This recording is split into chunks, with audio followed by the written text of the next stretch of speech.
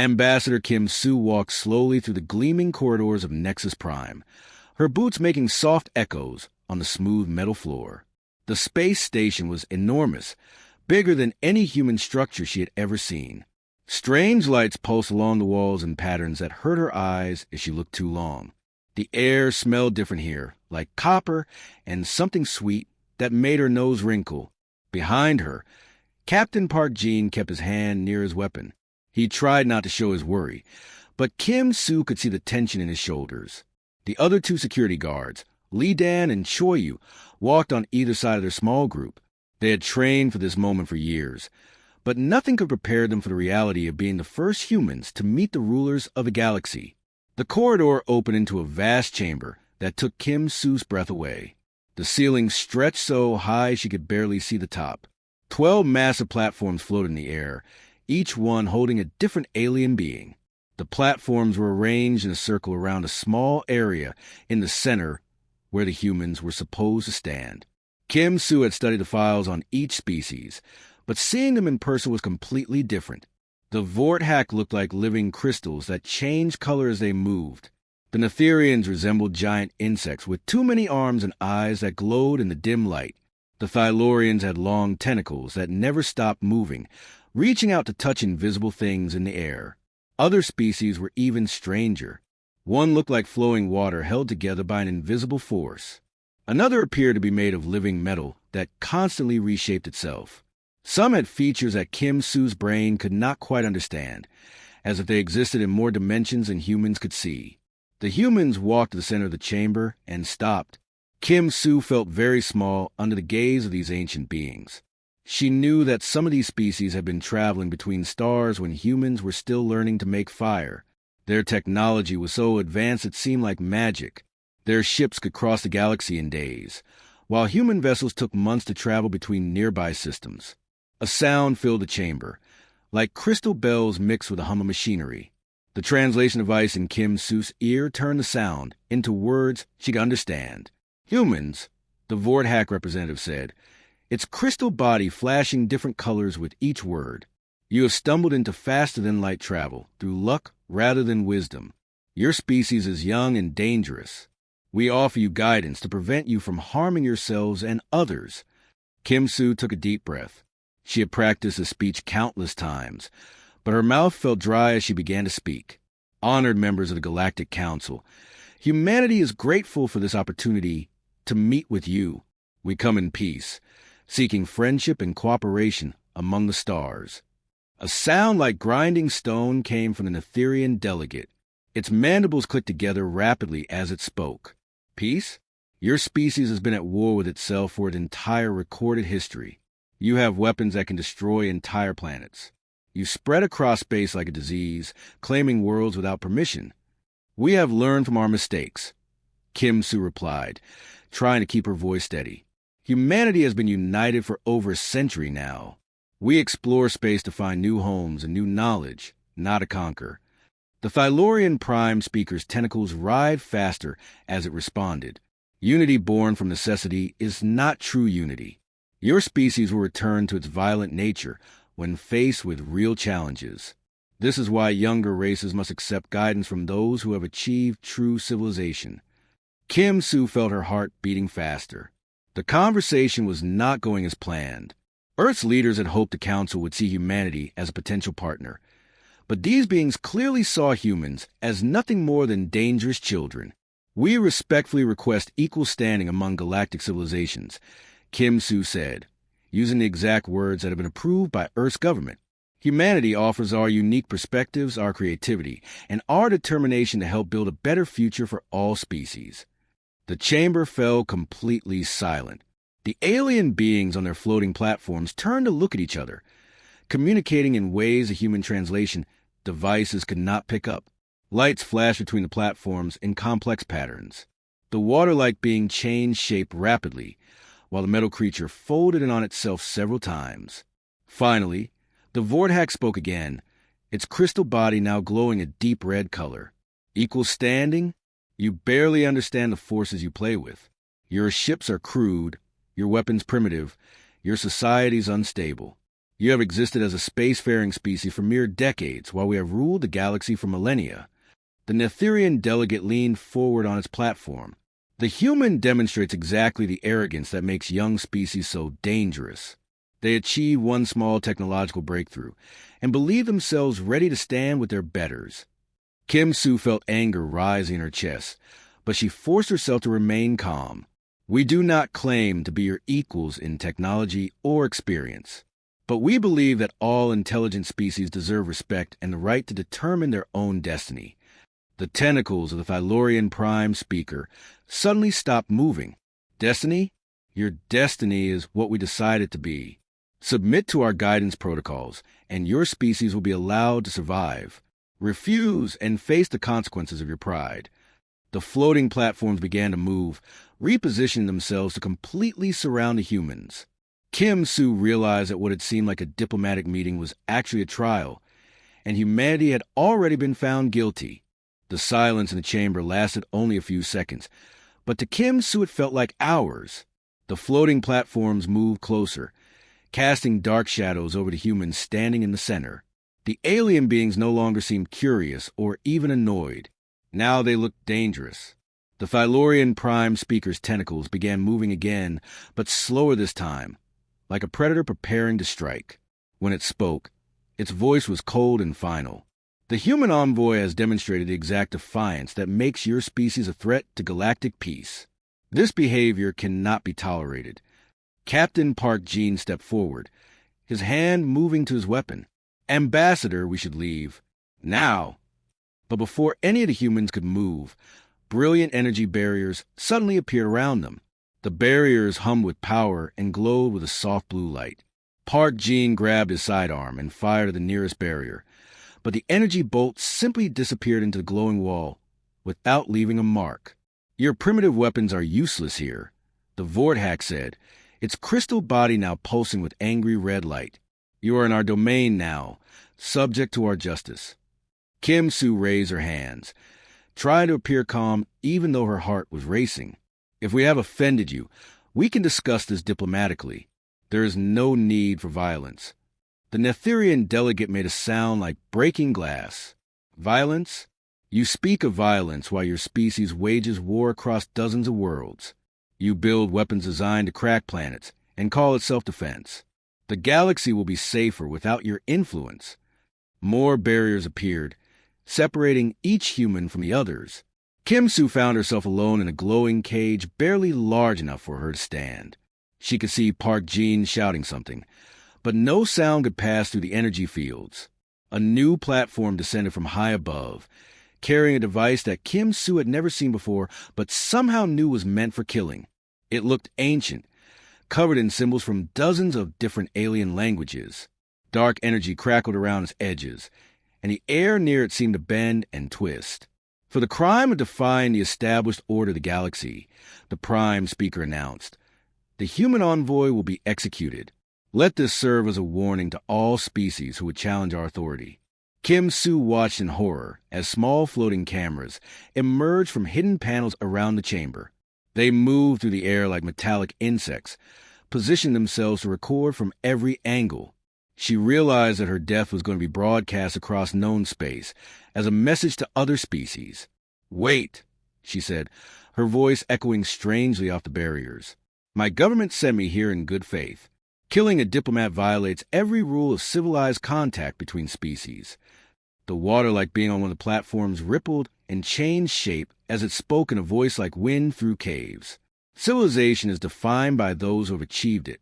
Your species has not earned the right to claim civilized status. The execution device moved closer to Kim Sue's barrier. She could feel the heat coming off it, and something deep in her mind screamed warnings about the wrongness of the energies it contained. The other humans in their separate cages were fighting against the barriers, but their struggles were useless. Kim Sue stopped trying to escape and looked directly at the cameras floating around her. If she was going to die, she would make sure her words reached Earth. Her government needed to know what had happened here, and more importantly, they needed to know what kind of beings they were dealing with. My name is Kim Sue, Ambassador of the United Earth Government, she said clearly, making sure the translation devices would carry her words in every language. I came to this place in peace, carrying offers of friendship and cooperation. I came with open hands and an open heart. The execution device was now directly in front of her barrier. Dark energy began building inside it, creating a sound like reality itself was being torn apart. Some of the alien species looked away, but others watched with what appeared to be satisfaction. Kim Soo kept her eyes on the cameras. The Galactic Council has chosen to answer our peace with murder. They kill me not for any crime, but because humanity dared to ask for respect. Remember this moment. Remember what they chose when we offered them friendship. The Vorthax's crystal body flashed brighter. Enough words. Let the execution begin. Kim Soo took a deep breath and spoke her final words. To my people on Earth, to every human colony among the stars, hear me. They have shown us what peace means to them. Now show them what war means to us. The device activated with a sound like thunder. Dark energy lanced through the barrier and struck Kim Soo in the chest. She felt a moment of incredible cold, then incredible heat, then nothing at all. Her body collapsed to the chamber floor as the energy barrier flickered and died. Captain Park Jin's roar of rage echoed through the chamber, but his barrier held firm.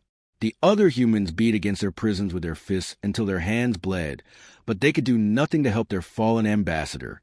The cameras continued recording as the alien beings on their platforms discussed the execution, as if they had just witnessed something routine. To them, this was simply another lesson taught to an unruly species. Within hours, the footage would reach Earth along with Kim Soo's final message. Her death would change everything.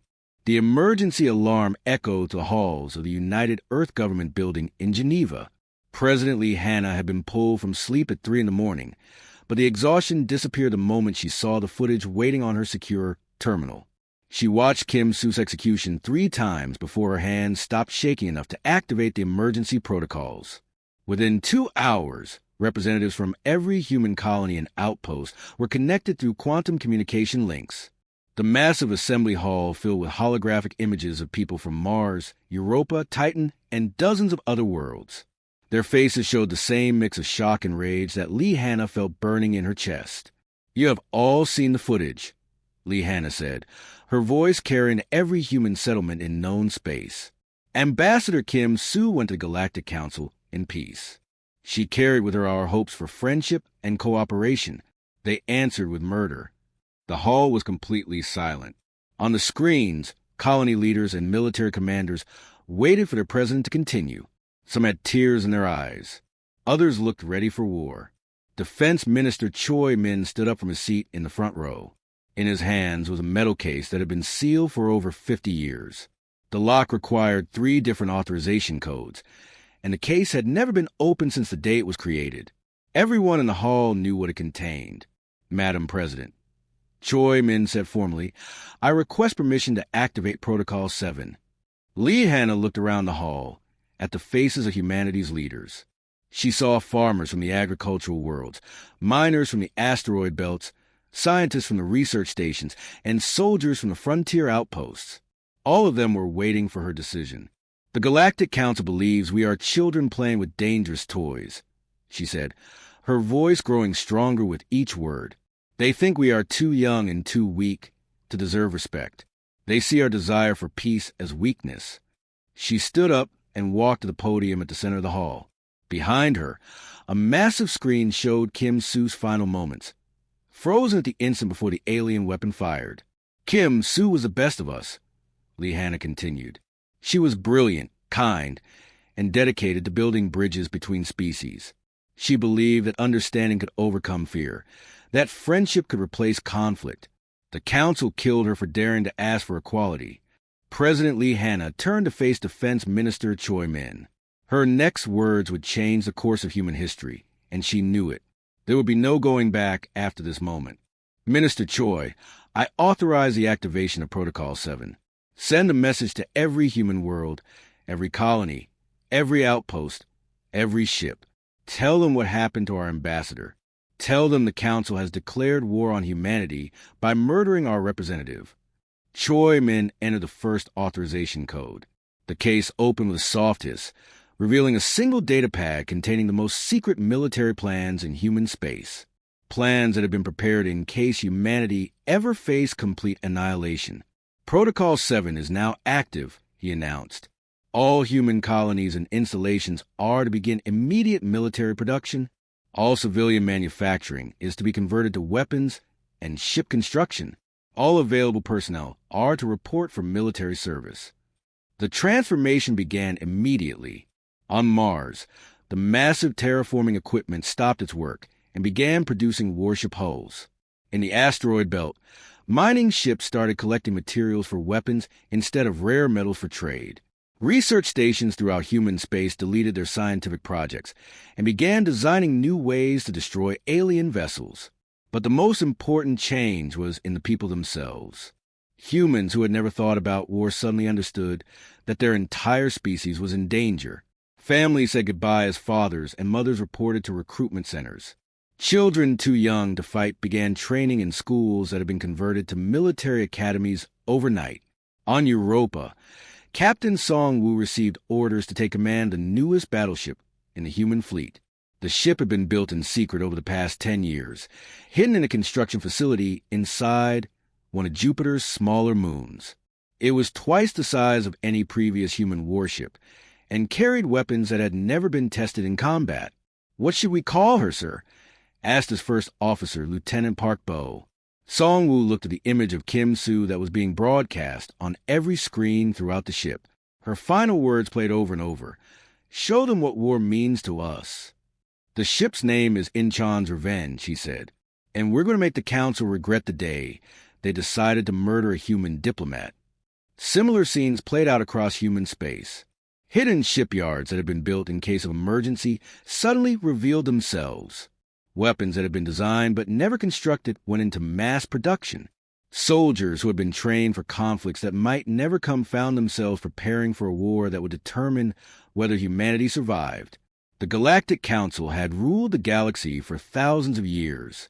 They had crushed dozens of younger species and forced them into submission. They believed humans would be no different. They were about to discover how wrong they were. In the depths of space, automated factories that the Council didn't even know existed began producing ships and weapons at a rate that defied comprehension. Humanity was going to war, and they were bringing everything they had. Admiral Song Woo stood on the bridge of the Incheon's Revenge, watching as his fleet prepared to emerge from hyperspace. Around him, dozens of officers worked at their stations with quiet efficiency. Everyone knew this would be humanity's first real battle against the Galactic Council, and they were ready to show the aliens what humans could do when pushed too far. The fleet was unlike anything the galaxy had ever seen. Ships emerged from hiding places the Council didn't even know existed. From inside hollow asteroids came massive battleships that had been built in secret over decades. From the depths of gas giant atmospheres rose carriers loaded with fighter craft. Even old mining vessels had been converted into warships, their industrial equipment replaced with weapons that could crack planets. "All ships report ready, Admiral," said Commander Han Yu from her station. "We have confirmation from the stealth scouts. The Council fleet is exactly where intelligence said it would be." Song Woo nodded. The Galactic Council had sent their third defense fleet to the Kepler Junction, a strategic point where several hyperspace routes met. It was a standard defensive position, the kind of move military textbooks would recommend. The Council commanders probably expected the humans to approach carefully, request negotiations, and fight according to established rules of warfare. They were about to learn that humans didn't follow anyone else's rules. "Signal the fleet," Song Woo ordered. "Execute battle plan Kim Soo. No survivors, no mercy, no quarter given." The human fleet dropped out of hyperspace in a formation that made no sense to traditional military thinking. Instead of maintaining safe distances between ships, they flew so close together they almost touched. Instead of keeping their most valuable vessels in rear, they put them in front. Instead of trying to preserve their forces, they seemed ready to throw them away. The Council fleet was commanded by Admiral Fexmore of the Netherian Empire, a veteran of dozens of conflicts against younger species. His ships moved into standard battle formation, energy shields raised and weapons charging. He opened communication channels, expecting the humans to surrender once they saw how outnumbered they were. "Human vessels, you are in violation of Galactic Council space." Surrender immediately, and you will be treated according to the laws of civilized warfare. Songwoo's response was broadcast on all frequencies, so every ship in both fleets could hear it. This is Admiral Songwoo of the United Earth Defense Force. You executed our ambassador when she came in peace. There will be no surrender today. There will be no mercy today. Today you learn what happens when you murder humans. The battle began immediately, but instead of the careful, measured engagement Thexmore expected, the human ships attacked like a swarm of angry insects. They didn't try to preserve themselves or fight strategically. They fought to kill, no matter the cost of themselves. Captain Han Yo commanded the destroyer Soul's Pride. When her ship's weapons were damaged by alien fire, she didn't retreat for repairs. Instead, she ordered her crew to evacuate in escape pods and rammed her ship directly into a Council cruiser. Both vessels exploded in a ball of fire that lit up the darkness of space. Lieutenant Commander Obo led a squadron of fighter craft against the Council carrier. When the alien ship's defenses proved too strong for conventional attacks, he led his entire squadron in a suicide run straight into the carrier's flight deck. The explosion tore the massive ship apart from the inside. The Council forces had never seen anything like this.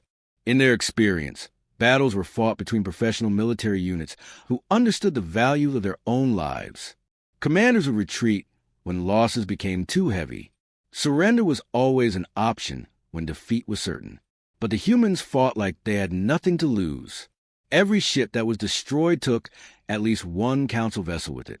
Pilots who could have ejected safely instead stayed with their damaged fighters to ensure their final attacks hit their targets. Captains who could have surrendered chose to detonate their own ships rather than be captured. Admiral Thexmore watched in horror as a superior force was torn apart by an enemy that seemed to welcome death as long as they could take their killers with them. His communications officers reported similar battles happening throughout Council space. Human fleets were attacking everywhere at once, emerging from empty systems where no one thought they had bases. How many ships do they have? Thexmore demanded. Our intelligence said they barely had 100 vessels capable of interstellar combat. His intelligence officer's mandibles clicked nervously. Sir, we're detecting human manufacturing facilities inside asteroids, on rogue planets, even in atmospheres of gas giants. They've been building ships in secret for decades. Our estimates were completely wrong. The truth was even worse than Thexmore imagined. Humanity had spread across the galaxy not through conquest like other species, but through an unstoppable desire to explore and survive. Every human colony was also a potential military base. Every mining operation could be converted to weapons production. Every research station could become a warship factory. The Council had seen scattered human settlements and thought they understood the scope of human expansion. They had missed a vast network of hidden facilities, automated factories, and secret shipyards that connected every human world. As his flagship shuddered under human fire, Thexmore finally understood what they were facing. This wasn't a war against a single species. This was a war against an entire civilization that had been designed from the beginning to survive anything the universe could throw at it. The humans were coming, and they would not be stopped. Fleet Admiral Kim Bo stood on the bridge of the massive dreadnought ambassador's Vengeance as it led the final assault on the Council's capital world. 6 months had passed since the execution of Ambassador Kim Soo, and in that time, humanity had swept through the galaxy like a wildfire that nothing could stop. The view screen showed the once mighty homeworld of the Galactic Council spinning slowly below them. The planet's surface was scarred with the remains of orbital defense platforms that had been destroyed in the first wave of attacks. Debris from Council warships drifted in space like metallic snow, the remnants of fleets that had ruled the galaxy for thousands of years. Admiral, we're receiving a transmission from the planet's surface, reported Communications Officer Li Min. Her voice was steady, but Kim Bo could see the satisfaction in her eyes. They had all seen the footage of their ambassador's murder, and they had all sworn to make the Council pay. Put it through, Kim Bo ordered. Let's hear what the mighty Council has to say now. The voice that came through the speakers was different from the arrogant tones they had heard at Nexus Prime. This voice shook with fear and desperation. It was a Thylorian Prime speaker, the same being who had ordered Kim Soo's execution. Human fleet, we request immediate ceasefire. We are prepared to negotiate terms of surrender. Surely your species understands the concept of mercy between civilized beings. Kimbo looked at the portrait hanging on the wall of his command center. It showed Ambassador Kim Soo in her diplomatic uniform, smiling with the hope and optimism she had carried to her meeting with the council. Below the portrait were her final words, engraved in metal. "Show them what war means to us." Around the bridge, his officers waited for his response. They had all lost friends and family in the council's retaliatory attacks after the war began. The aliens had tried to bomb human colonies, only to discover that every settlement was defended by weapons they hadn't known existed. They had tried to cut off human supply lines, only to learn that humans had backup supply lines for their backup supply lines. The council had awakened something they didn't understand. Humanity wasn't just another species competing for resources. They were survivors who had spent their entire history preparing for the worst possible outcomes. Every human world was ready for siege. Every human ship was ready for sacrifice. Every human soldier was ready to die to protect their people. "Open a channel to all council worlds," Kimbo said. "I want every surviving alien to hear this." The communication array activated, sending his words across the galaxy to every planet that had once bowed to the council's authority. His voice was calm and clear, like a teacher explaining a simple lesson to students who've been slow to learn. "This is Fleet Admiral Kimbo of the United Earth Defense Force. 6 months ago, you executed our ambassador when she came to you in peace. You killed Ambassador Kim Soo because she dared to ask for equality, because she believed that all intelligent species deserve respect. On the planet below, the remaining council members huddled in their underground bunkers, listening to words that sealed their fate. They had ruled the galaxy through fear and intimidation for millennia, crushing any species that showed signs of independence. Now they were the ones hiding in holes, while a younger species decided their destiny. You taught us that mercy is weakness in your galaxy," Kimbo continued. "You showed us that peace is something you give to your inferiors, not something you share with equals. You made it very clear that the only language you understand is force." The human fleet above the planet was enormous. Ships from every human world had joined the final assault. Mining vessels converted to carriers. Research ships turned into missile platforms. Even civilian transports had been fitted with weapons for this moment. The entire might of humanity had come to witness the end of the Galactic Council. "We have learned your lessons well," Kimbo said. "We have applied them to every council world, every council fleet, every council stronghold. Your people are scattered, your ships are destroyed, your empire is broken. You taught us that mercy is for the weak, and we have proven ourselves strong."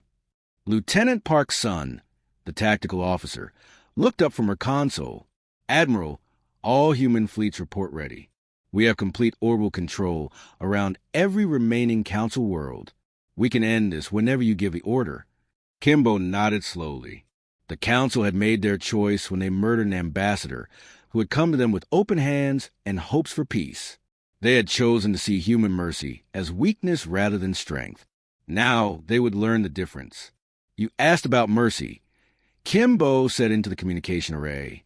"Ambassador Kim Soo would have shown you mercy.